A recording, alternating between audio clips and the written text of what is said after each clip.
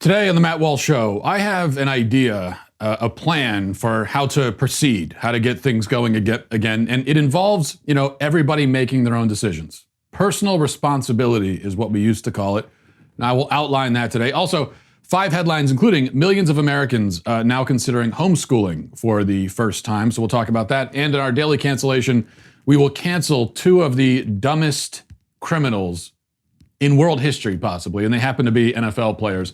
Perhaps not surprisingly. So all of that coming up.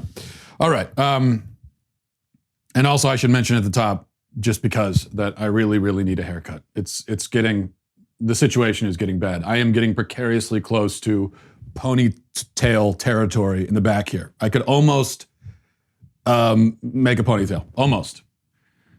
And that has brought me precariously close to actually allowing my wife to cut my hair. And I've held off for 2 months. Bravely, boldly, not allowing it. And the reason I won't allow her to do it is because I know that at least part of her would be tempted to take the clippers and just go right off the top of my head, just buzz cut right off the top. And I know she'd be tempted to do that because I would be tempted to do that if I was her. So there would at least be that temptation. And I could never be, probably only about a 5% chance she would actually do it. And then I also know, yes, it would be hilarious if I had to go do the show the next day with totally mangled hair. So I would kind of appreciate the humor, but at the same time, it would ruin my life. So that's the situation. Hopefully we can get the barbershops open again. And mainly not because of people like me need haircuts because we look like mangy dogs, but mainly because people who run barbershops and hair salons and so on, they need to make a living. I think that's probably the more important thing. So as we talk about opening up and everything, there's been a lot of debate about whether people should wear masks and whether it's really effective or not to wear masks and whether businesses should require it of their customers or not. Personally, it seems clear to me that mandating the use of face masks outside, as some localities have done, like in Los Angeles, for example, is absurd at best. I mean, the best thing you can say about it is absurd. There's no reason to think that you're at any appreciable risk of contracting or spreading the disease when you're outside, outdoors, especially if you're maintaining a comfortable distance from other groups. Now, on the other hand, there does seem to be reason to think that running or cycling or jogging or exercising outside in the heat with a mask strapped to your face and collecting sweat and spit as you go is not the most hygienic practice. I've done no scientific research into this, I admit. I have no data whatsoever, but I'm guessing that when presented with a choice between exercising while breathing into a spittle-soaked rag or exercising without the rag, the latter choice will generally be healthier and more sanitary. I'm guessing. Now, does that mean that people shouldn't wear masks, in my opinion? Am I anti-mask? Okay, now this is one of those things where we all have to be anti-mask or pro-mask. No, I'm neither. I have really no opinion on what other people decide to do with their faces. You can do whatever you want with your face. Cover the whole thing in a mask. You can walk around with a pillowcase over your head if you want to. It doesn't matter to me. I acknowledge a business owner's right to require masks in his establishment, and I'll comply with those requirements out of respect to the private property rights of a business owner. Outside of that, I'm probably not going to wear one. My opinion on masks is like my opinion on most other coronavirus precautions. Make your own decision and live your life. And Godspeed. It's not clear to me why there needs to be a consensus or a universal strategy that we all adopt when it comes to this. Now, yes, you could argue that masks are more effective if everybody else wears them too, but if they're effective at all, if they have any effect, they should still offer you a significant amount of protection regardless of who else has them on. Like if you're going to the store or something and you have a mask on, and you're maintaining social distance, and you're not lingering very much, you're going in, getting what you need, and you're leaving. Even if nobody else in the store has a mask on, yeah, it's not perfect protection, but it should offer you some protection. It should make a difference. And if you're telling me that masks make no difference at all unless everybody has them, then it sounds like masks are pretty ineffective anyway. So what's the point? Somewhere along the line, we decided that the coronavirus threat is one threat that we all have to respond to in the exact same way without exception. But that is not how this country generally functions, and it shouldn't start now. So why can't this be the way forward? Those who wish to wear masks, wear them. Those who don't wish to wear masks, don't wear them. Businesses that wish to require masks, require them. Businesses that don't wish to require them, don't. Businesses that wish to remain closed, remain closed. Businesses that wish to open up, can open up. People who wish to stay locked in their homes indefinitely, stay locked in their home indefinitely. People who wish to go outside of their homes will go outside of their homes. See, these are all matters of risk assessment. So a combination of factors have to be weighed, and that calculation can be complicated for every individual, depending on your situation. That calculation, though, is downright impossible if we're treating 330 million people as if they are one homogeneous single entity, when they're not. The calculation is going to be different for everybody, depending on their situation. And that's the point. I think there are some people, personally, it seems to me there are some people who, for them, it makes a lot of sense to stay inside as much as possible, wear a mask when you go out. There are some people like that. People who are elderly, people who have pre-existing conditions. But that's not everybody. Why do we have to pretend that everybody is the same? And why is it that people who usually are all about extolling the virtue of choice suddenly have abandoned that when it comes to this? We'll talk about that more in just a second. But first, Ancestry.com. I've done this myself with Ancestry DNA, learning about our family ancestry, where we come from. And I'll be honest with you, I was a little bit worried at first when I started, because I'd heard of so many people doing this, and I was worried that I'd be disappointed, that it wouldn't live up to the hype, but it definitely did. And it's just been fascinating to learn about my own family and where I came from, how it is that I ended up this way, which I think is a question a lot of people have. There are many paths to finding your family story. Whichever way you choose, tracing your family generations back with a family tree or uncovering your ethnicity with Ancestry DNA, whatever it is, it's easy to get started with Ancestry. An Ancestry DNA test tells you where your ancestors are from, and Ancestry's billions of records and millions of family trees let you discover their personal stories. Researching a history is a fun activity. It's something that involves the whole family. I know my kids especially have been very interested to find out as well. And the stories you learn about can, be shared, and it gives you something to talk about around the dinner table and with your families. So if you've never tried this before, I would absolutely recommend it. You could trace the paths of your recent ancestors, learn how and why your family moved from place to place around the world, just learning the story of your family. Start exploring your family story today. Head to my URL at ancestry.com/Matt to get your Ancestry DNA kit and start your free trial. That's ancestry.com/Matt, ancestry.com/Matt. Okay. So this is my point. This much seems obvious to me. If you remain shut inside your home indefinitely and you only emerge for brief moments fully masked just to go to the grocery store, you're probably not going to get sick. You'll also be living a kind of dreary life, not a life that I want to live, but that's my own perspective. And who cares what my perspective is? You can live that life if you want to. You are free to be a reclusive hypochondriac if that's the sort of existence that you prefer. The point is that there's no reason to require the same existence of everyone. Even if all the rest of us are running around, coughing in each other's faces, kissing strangers on the mouth, whatever it is, you will be safe, shut in your home, sheltered from the germ orgy that's happening out there. So you don't need to worry about it. So why not make this our reopening strategy? Another term for this strategy is personal responsibility. Also liberty. It's the strategy we've employed for most other diseases, most of the time. If you're very fearful of this disease, it doesn't matter if anyone else thinks that your fear is overblown or justified. I think that's where a lot of the tension and the argument and the division is coming from, where we think that we have our opinion of this disease and the threat that it poses, and we think that everyone else has to feel the same way about it. They don't. It doesn't matter. It shouldn't matter. At least they shouldn't have to feel the same way. If you're fearful of it, you have your reasons, great. Well, not great. I mean, I'm sorry that you're fearful, but you can live accordingly.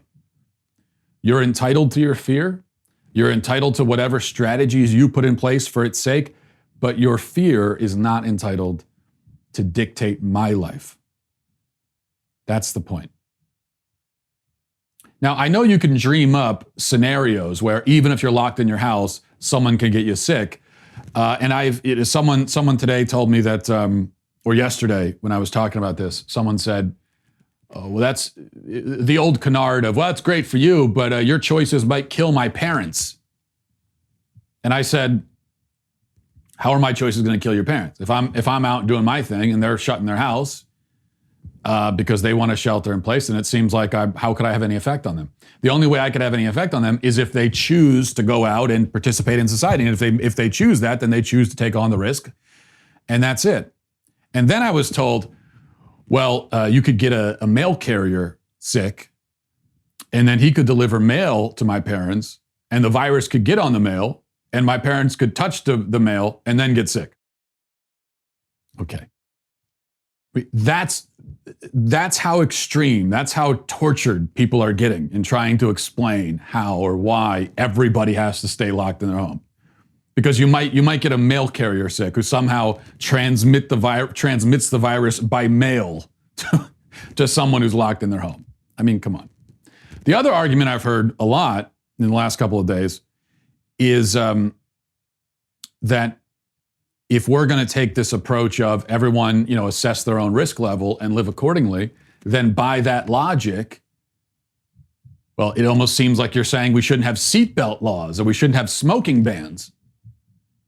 And actually, funnily enough, yes, that's how I feel. That's actually a great comparison. I think the seatbelt law comparison is very good. Because let me tell you how I feel about seatbelt laws. I think they're completely ridiculous and nothing but a fundraising mechanism for the state. There is no reason why we need cops going around looking for people that don't have seatbelts on so they can charge them $50 for not having a seatbelt on. If you want to drive down the road without a seatbelt on, that's your choice. It's your risk. You're not putting anybody else at risk. And no problem. You should be able to choose to take on that risk.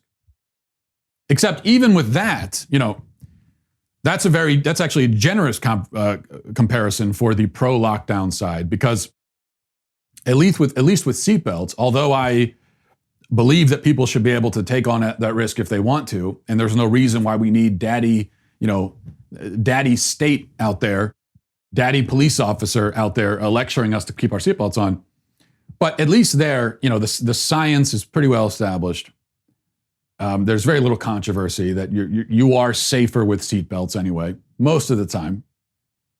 Now, you could argue if you're going very slow, you get into a fender bender, you might be better off without the seatbelt, because if you have it on, you could get whiplash or something. I don't know. I mean, but generally speaking, you're better off with the seatbelt on. That's pretty well established science. The thing with the lockdown, though, is not only should people have the right to assess their own risk, but it's by no means a foregone conclusion that this lockdown strategy is actually the safest. So it's not just that people aren't being given the right to assess their own risk, but it's that we are being forced to accept the risk assessment of government officials and scientists who are on the government's payroll. We're being forced to accept their assessment when their assessment is, at a minimum, highly controversial. And there's a whole other way of looking at it. So that's the point. But either way, it goes back to, as I said, you can be as scared as you want. Whether your fear is justified or not is not the point, but your fear does not dictate choices in my life, or at least it shouldn't. Let's go to headlines. A camera guy from a New York news channel was at a lockdown protest, and the video was shared by Kevin Vezzi from News 12 in New York. And he said, as he shared it on Twitter, the level of anger directed at the media from these protesters was alarming. And a bunch of other media people shared the video as well, shaking their heads in disappointment and indignation at all the mean things that people in this video said about the media. But if you listen to it, I don't know. I listened to it and everything seemed pretty accurate to me. So take a listen to this. I'm just trying to get by on the sidewalk, that's all. You shouldn't be here, you're fake news. You stopped airing the Trump briefings and you keep airing Cuomo briefings. Go home, you fake news. Go home. You're destroying Suffolk and Long Island. You are the enemy of the people. You are fake news. You are the We all enemy. know it. You are fake news. We know about your liberal agenda. We know you want to keep your job. We get it. You're not getting advertiser dollars in right now. You're not going to answer, so you're just going to go live. Yes, I am getting a paycheck. I'm very happy, but other people are not getting paychecks, and they're That's why not we're getting. here. You used to be a good channel at one time. You allow people. I don't know what happened to you. Kevin, tell the truth, Kevin. Come on. Fake news is not essential. Fake news is not essential. Fake news is not essential. Fake news is not essential. Fake news is not essential. I gotta say, I can't find fault with anything that was said there. It just, where's the lie? Tell me where the lie is. It shows you the whole problem with the media, though, doesn't it? That rather than think to themselves, geez, people really hate us. What have we done wrong? Okay, what have we done? What are we doing wrong that people feel this way about us?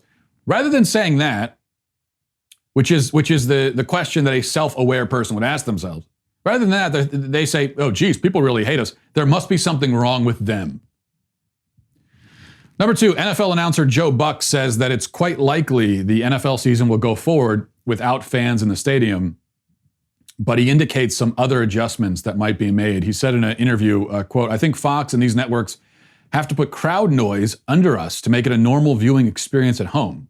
I think whoever's going to be at the control is going to have to be really good at their job and be realistic with how a crowd would react depending on what just happened on the field. So it's really important. And then he also said, on top of the crowd noise that they might pump in, at least to the broadcast, they might have CGI. He indicated they've talked about doing this. Well, they'll have CGI people in the stands, so it looks like a full stadium. And this, of course, is all a very terrible idea. If anything, you get more mics down on the field so we can hear the action, on the sideline, on the field. That might be interesting. Might get a little dicey too with the language, I admit. Or of course, the other option is just play the games, have people in the stands, let people come to the games. It's outdoors, at least most stadiums are. Even the indoor stadiums are obviously very big, so there's plenty of air circulation. I really don't see any reason why you have to not have people in the stands.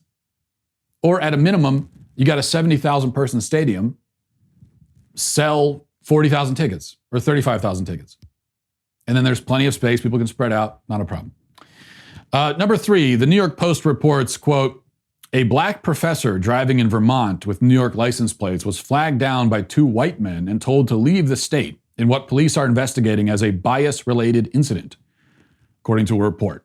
The unidentified professor was driving with his 11-year-old son last Friday in Hartford when 2 unknown vehicles approached and flagged them down around 10 a.m. The professor, who owns property in the state, told police that one of the drivers, a white man, said that he was not wanted in Vermont and told to leave, according to the report. He also told police that there were significant racial undertones to the interaction. Vermont's Governor Phil Scott said he'd spoken with the victim and added that he has, quote, no tolerance for hate crimes in the state. Wow. I have to say, I'm not surprised that Jussie Smollett got a job as a college professor, but what the heck is he doing in Vermont?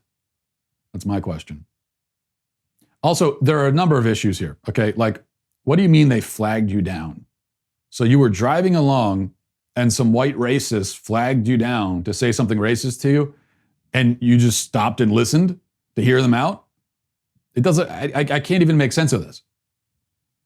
And even if this did happen, which I doubt, couldn't it be that the guy's from New York and he has New York license plates and that's why they didn't like him?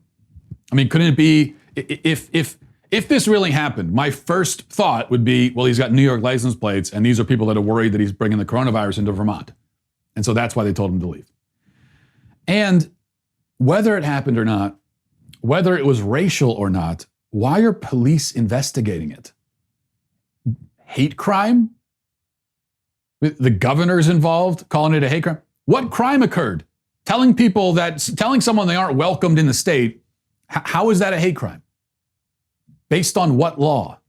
What law forbids using that phrase to another person? That's what I would like to know. Number 4, another report from the New York Post says New York Attorney General Letitia James said Wednesday that she is looking into reports that the NYPD is targeting minorities for aggressive enforcement of social distancing. She says, quote, in a statement, the apparent unequal enforcement of social distancing policies is deeply troubling and deepens the divide between law enforcement and the people they are tasked to protect.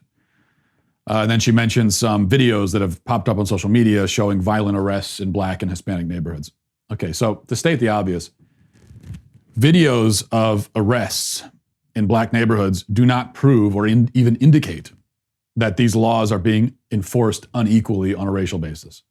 Of course, though, they are being enforced unequally, but it's got nothing to do with race. The inequality is between the people who've been subjectively determined to be essential workers and the people who have been subjectively determined by the government to be inessential. The inequality is between, politicians who keep making a paycheck while depriving everybody else of their paycheck. The inequality is between small businesses that are shut down while mega corporations that sell the same sort of stuff are allowed to stay open. Okay, this is all inequality. It's all injustice. It is something the Attorney General of any state should be looking into. But unfortunately, leftists like Letitia James have to see everything through a racial lens, which means they often miss the point entirely, like is happening here. Finally, a Real Clear opinion poll released this week says 40% of Americans are more likely to homeschool once the lockdowns end, and that at least is one good thing, maybe the only good thing to come of all this.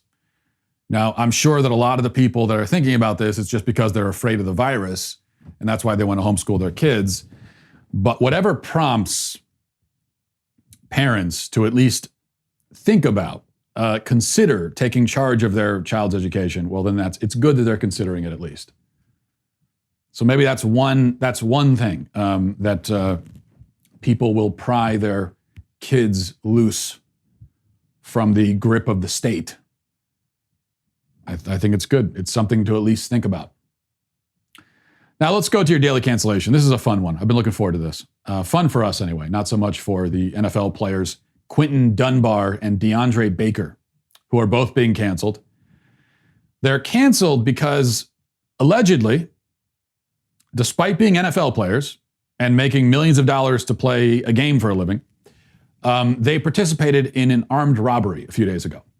Now, the details in this case, all alleged, yes, the details are pretty incredible.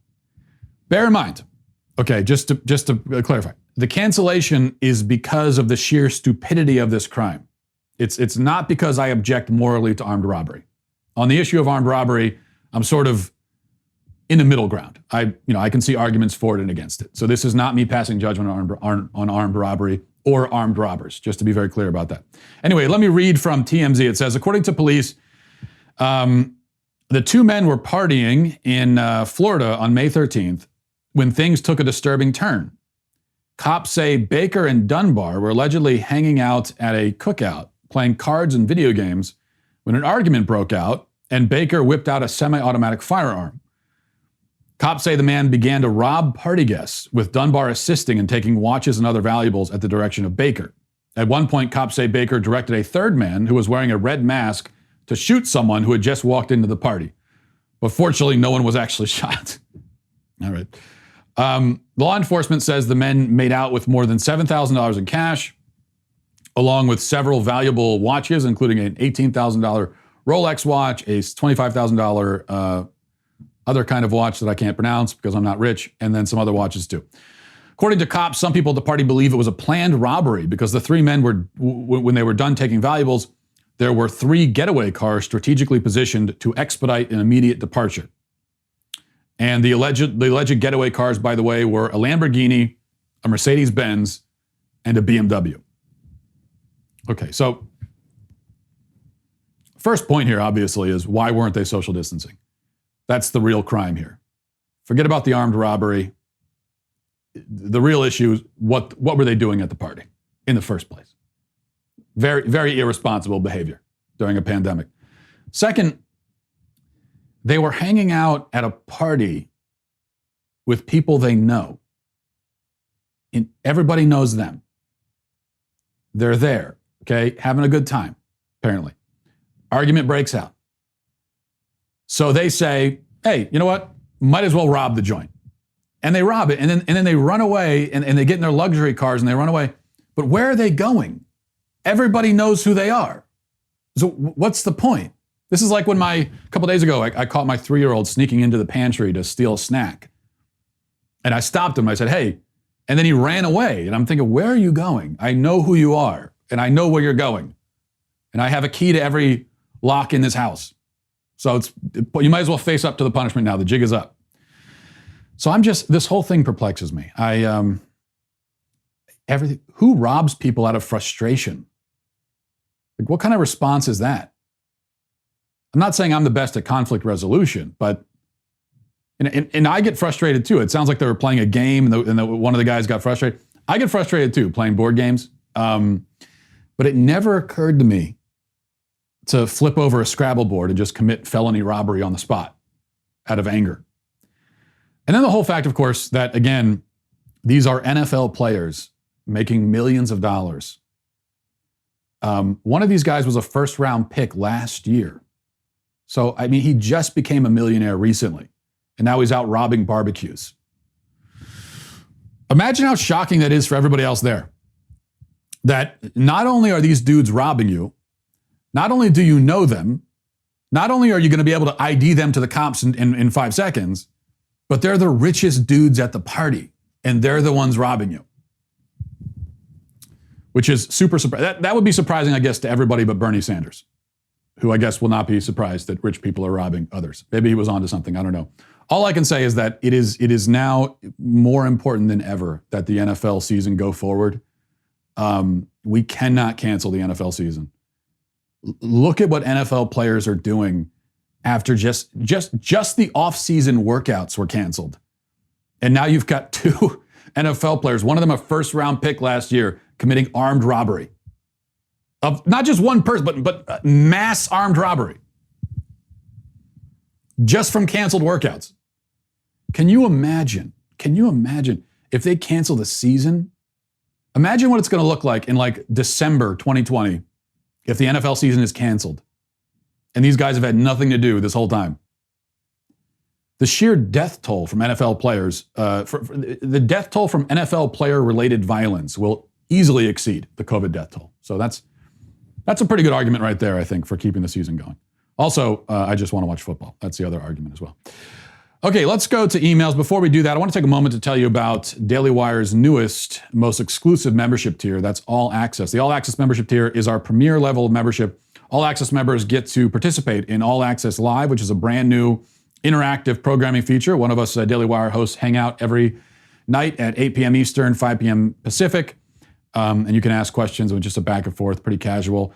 You also get all the benefits of our other membership tiers, including an ad-free website experience, access to our live broadcasts, the show library, access to the show's mailbags, all of that. All Access membership tiers also include, of course, the singular, irreplaceable Leftist Tears Tumbler. So head over to dailywire.com/subscribe to join Daily Wire's All Access Club with a new membership or an upgrade and get 10% off with coupon code Walsh. That's dailywire.com/subscribe. See you there. Okay. So, as mentioned, if you're a Daily Wire member, you can send a email through the mailbag, and I'll get to a couple of those now. This is from Michelle, says, hey, Matt, I agree with everything you say about letting people make their own choices, but aren't you walking right into an obvious response from liberals? If you can make your own choice about being exposed to the virus or not, why can't women make their own choices over their bodies when it comes to abortion? You said on Twitter, quote, if you want to leave your house during lockdown, do it. If you don't, don't. Well, isn't that just like the left's don't like abortion, don't have one logic? Yeah, Michelle, I've heard this many times now. And no, I don't think the two issues are the same at all. I think that these are two very different arguments. Here's the crucial difference. Well, there are two crucial differences. Number one, abortion is the direct and intentional destruction of another person's body. It is the direct and intentional killing of another person. It would be completely irrational and incoherent to claim that a person who leaves their house during a lockdown is directly and intentionally killing another person. As if the very point of leaving is to kill someone, is to infect and kill someone. Now, but here's the thing. If someone actually did, let's say someone knew they had coronavirus and they went out because their intention was to infect people, then I would say, yeah, I mean, I would put that person in jail. If someone dies as a result, I would charge them with murder. Of course. But the law recognizes a distinction between accidentally getting somebody sick, even though you didn't mean to, and getting them sick on purpose. And so really related to abortion, it's like the difference between a miscarriage and abortion. In both cases, a child dies and it's tragic, but in one case, the mother intentionally and directly killed the child. In the other case, the child died by accident or illness or something else. Number two, and this is a very important difference too, the unborn baby cannot and does not consent in any way to the abortion. Whereas my whole point here with the shutdown is you have to, in order to be exposed, in order to have any reasonable likelihood of being exposed, you have to choose to expose yourself to the potential of getting sick. If you stay locked down, you won't be exposed. If you go out and about, then you might be. But that's a choice that you made. Which again, the unborn baby does not have a choice. So on one hand, you have a child being directly and intentionally killed without any choice or any consent on their part. On the other hand, you have a person potentially getting sick unintentionally by accident because partially they chose to go out and participate in society. So those are, I think, just not the same at all. Okay, this is from Dan, says, hey, Matt, great show. Definitely been enjoying it on a daily basis. I wanted to respond to your reaction to the NDE testimonials you were asked about on the May 13th episode, near-death experience. I think the near-death experiences you described were a poor representation of the case studies, which make for the piqued interest on the subject. If you've read Gary Habermas and J.P. Moreland's research, you might find that they have a more discriminating view on the subject, which makes their findings on it more compelling. The things you described about seeing lights and tunnels and universal religious experiences are subjective and unverifiable and therefore not very compelling when it comes to analyzing these accounts. The more intriguing cases are ones in which an individual experiences temporary brain death, in which case they should have no conscious awareness and yet can describe scenes/events in the physical world, which from a materialism/physicalist perspective should be incapable of doing, such as seeing on the roof, witnessing an accident a few blocks down, overhearing a private conversation, which they can repeat verbatim. These things can and often are verified correctly. This says nothing at all about religion, and the mistake people make is jumping to the conclusions that it does. It merely shows or suggests that materialism is false or untenable under these circumstances. There could, of course, be possible alternative explanations, such as a case of universally experienced clairvoyance at the point. Maybe they're just lucky guesses. It's possible, though arguably unlikely. The important thing to take from these accounts is not that religion is true, but that materialism is likely false. For materialism to be false does not prove theism or any religious belief. It is just merely consistent with it. Anyway, great show. Keep up the good work. Okay, yeah, Dan, I agree that these NDEs you describe are far more compelling, and that was my point, as you mentioned, that the religious experiences and experiences of the afterlife are very subjective and oftentimes tailored to a person's preconceived religious beliefs, which would seem to very much call into question their validity as a scientific proof of anything. But then, okay, what about these cases of somebody who says they floated to the top of the room, or they saw something happening down the road, et cetera? And those are interesting. And I'm not sitting here saying that they don't happen. And I'm definitely not accusing people who experience them of lying intentionally. That's not my position. But to say that this happens because the soul leaves the body and travels down the street or up to the roof or whatever, I think raises some difficulties. Maybe not insurmountable difficulties, but difficulties. The first is that you'd think this would be relatively easy or simple at least, to test and confirm. But it would need to be in a controlled environment, like an experimental, like a scientific experiment. So you're not relying on anecdotes or personal testimony, which I think most of the time, right, when it comes to these NDEs, what it comes down to is the personal testimony, anecdotal testimony of a person who says they experienced it. Doesn't make it invalid, doesn't make it uninteresting, doesn't, nothing like that. It's difficult to call it scientific proof when you're just going based on what someone tells you happened, right? So I know, why can't they do an experiment? Maybe they've done this before. I don't know. You tell me. But one thing they could do is, you would think, like scientists, researchers could place, I don't know, a note, let's say, up on a high cabinet in a trauma ward at a hospital where NDEs typically happen. Don't tell anyone what the note says, and then wait to see if somebody reports floating to the top of the room, and they can tell you what's on the note. Now that might sound silly, but if you want to propose that these are actual scientific phenomena, then you would need to be able to test them scientifically. And I think there would have to be some kind of experiment like that in a controlled environment. As I said, maybe they've done that. I don't know. But it strikes me that you would need to have an experiment like that. The other issue I have is just sort of a metaphysical one. You mentioned somebody who has temporary brain death and then wakes up and talks about an accident that happened down the road. Now, again, that's interesting. I'm not sure if that's an actual case that you're talking about or a hypothetical one, but let's just use that. Now, the skeptical explanation for that could be, lucky guess, or maybe they heard something about it, people talking about it when they were, when it seemed like they were unconscious, they were still somewhat conscious. They heard discussion of the accident that happened.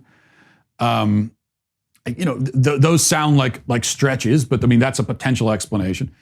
Now, the NDE believer, what would be your explanation though? Like, that's what I'm trying to get at. What's the claim here? That when you die, or not even die, but when you almost die, your soul literally floats out of your body and travels down the street? That just doesn't seem to make a lot of sense to me. And I say that as someone who believes in souls. I still don't think that makes sense. We're imagining souls now as these things that, in some sense are literally contained within your body, as if they're like a fluid inside a container. And that when you die, or not even die, but just almost die, your soul leaves and travels spatially through the physical world, down the street, and sees something and then comes back. I don't know. That just seems to raise metaphysical questions. I can't quite make sense of that. And it raises enough questions that perhaps the lucky guess explanation is just more sensible, simpler. It doesn't require as many additional explanations on top of it. And that's the thing I think about explaining something, especially in a scientific context. If the explanation you provide raises more questions than it answers, and there's another available explanation that answers more questions than it raises, probably the latter explanation is better for the time being. So anyway, but as I said before, I'm open to more information on that. It's definitely, certainly at a minimum, it proves that there's a lot about the human mind we don't understand. So certainly that. And that's why it's interesting to look into. But I still think, I'm far from convinced, I guess, is what I would say. But thanks for emailing, and thanks everybody for watching. We'll wrap it up there. Have a great weekend. Godspeed.